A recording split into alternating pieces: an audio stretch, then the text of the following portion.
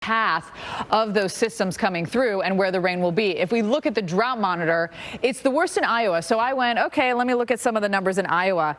And for the year, we're like an inch below, maybe even half an inch above for a lot of sites in Iowa. I looked through numerous sites here.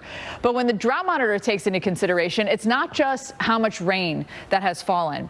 It does look at the precipitation, but it's also stream flow, reservoir levels, temperature and evaporation demand, soil moisture, vegetation health. So it looks at a lot of different things for us here. So that's why you might say, we don't really need the rain, but that's what it's looking at. A lot of the rain's basically been east of the Mississippi River for the month, and also down here into Arkansas and portions of Texas as well. But we are going to see a better chance for some of that flooding rain over the next several days, just like Jim was showing you the severe weather threat and the storms coming through, where they're all going to line up. Now, it is going to be localized. I don't think we're going to see widespread flooding, but it will be on the localized side. So here we go into our Wednesday afternoon. It's really Thursday that this thing expands. And notice the snow on the backside. We're going to get some decent snow out of this. Friday into Saturday, as Jim was mentioning, we reinvigorate with more energy. Boom, there you are on Saturday. I can't help myself but to look at that snow that's going to be coming down too.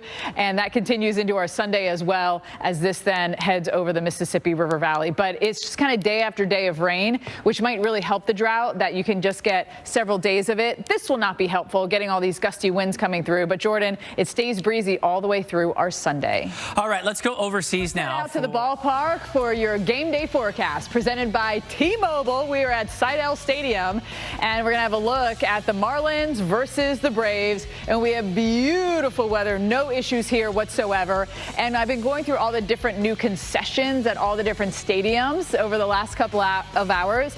And in Atlanta, they actually have a map of all the concessions and all the sections and where you can find what you want. So it makes it really easy if you're craving something when you go. America's Morning Headquarters has you covered through the mid-morning hours. Jen Carfagno is here with a look at what's coming up at 9 a.m. And we've got all the severe weather cover talking about that. And the temperature on your, I think it was Instagram or maybe Twitter.